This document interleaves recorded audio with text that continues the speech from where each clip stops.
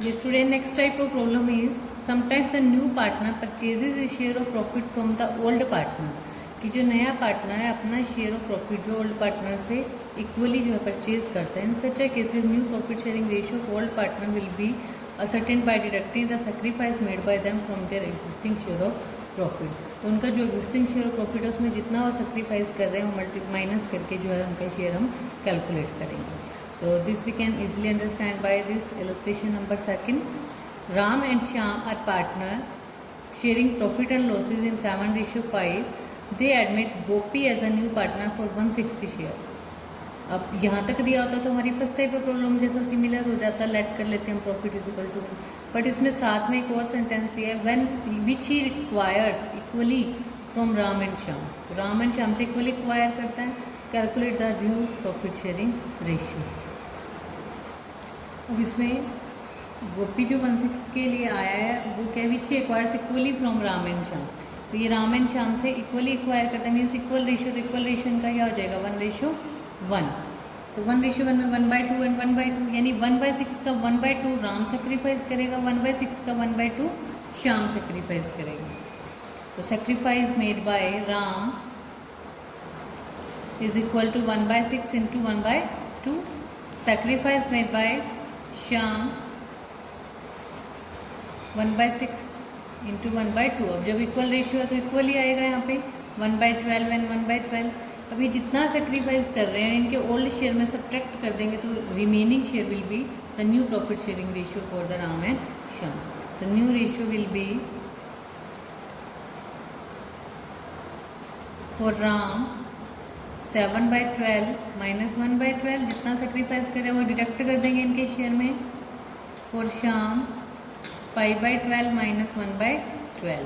And next Gopi 1/12 वो राम से gain कर रहा है, 1/12 वो श्याम से गेन कर रहा है.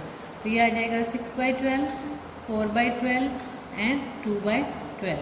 तो 6, 4 एंड 2. अब ये एक ही टेबल पे कट हो जाता है तो इसको हम शॉर्ट कर सकते हैं. 2 पे कट हो जाएंगे ये 3 to 1. Then 3 to 1 will be the new profit sharing ratio. Next है इसी सेम इलस्ट्रेशन का part second. A, B and C were partner in a firm sharing profit in the ratio of 3:2:1. They admitted D as a new partner. उन्होंने D को admit किया as a new partner for 1/8 share in the profit, which he acquired 1/16 from B, 1/16 from C. तो यहाँ पे क्या है कि आपको मल्टीप्लाई करने की कोई भी नीड नहीं है. यहाँ पे आपको ऑलरेडी मल्टीप्लाइड ही रेशियो दिया हुआ है मीन्स उनका सेक्रीफाई रेशियो दिया हुआ है. जैसे हमने लास्ट क्वेश्चन में इक्वली कहा था तो हमने 1/6 का 1/2 और 1/2 करके 1/12 कैलकुलेट किया था. बट इस क्वेश्चन में आपको ऑलरेडी मल्टीप्लाइड यानी ऑलरेडी जैसे उसमें 1/12 था वैसे ही यहाँ पे 1/16 दिया हुआ है. तो आपको मल्टीप्लाई करने की कोई भी नीड नहीं है. आपको डायरेक्ट उनके ओल्ड शेयर में माइनस करना है तो आपके पास न्यू रेशियो जो है कैलकुलेट हो जाएगा. अब यहाँ पे जो एक्वायर कर रहा है वो 1/16 फ्रॉम बी एंड 1/16 फ्रॉम सी यानी ए से कुछ भी एक्वायर नहीं करे तो ए एज इट इज़ रह जाएगा इनका न्यू शेयर जब हम कैलकुलेट करेंगे. तो ए इज इक्वल टू 3/6. बी का क्या है 2/6 जिसमें से 1/16 इसने सेक्रीफाइस किया. सी 1/6 जिसमें से 1/16 इसने सेक्रीफाइस किया. डी क्या है 1/16 उससे ले रहा है 1/16 उससे ले रहा है बी एंड सी से. तो यहाँ पे आ जाएगा ये 6 और 16 का रेशियो हो जाएगा. यहाँ पे एलसीएम लेंगे तो 48.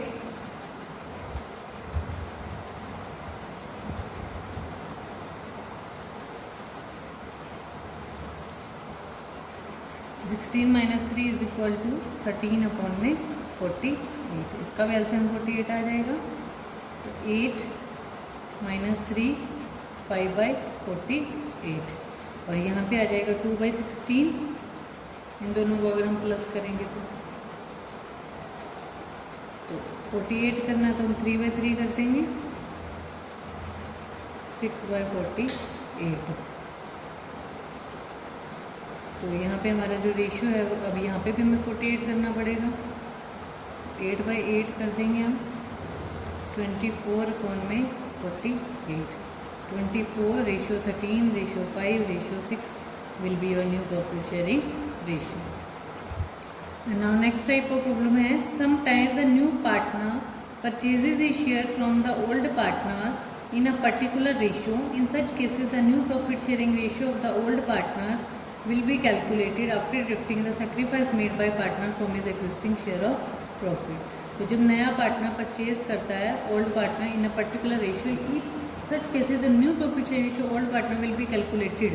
तो नया प्रॉफिट शेयरिंग रेशियो जो ओल्ड पार्टनर का वो कैसे कैलकुलेट होएगा, जितना भी उन्होंने सेक्रीफाइस किया है वो माइनस करने के बाद। तो like you can see in the illustration number 4, A, B are partner, ratio is 7:3, C is admitted for 3/7 share in profit which he took 2/7 from A, 1/7 from B.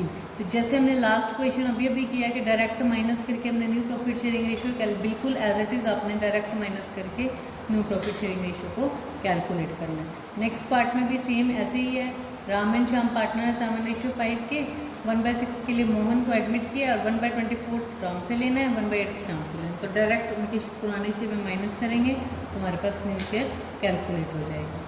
तो जब भी ये 2/7 और इस तरीके की बात की हो तो आपको डायरेक्ट, इलस्ट्रेशन नंबर 5 में भी सेम ऐसे ही आपको डायरेक्ट माइनस करना है।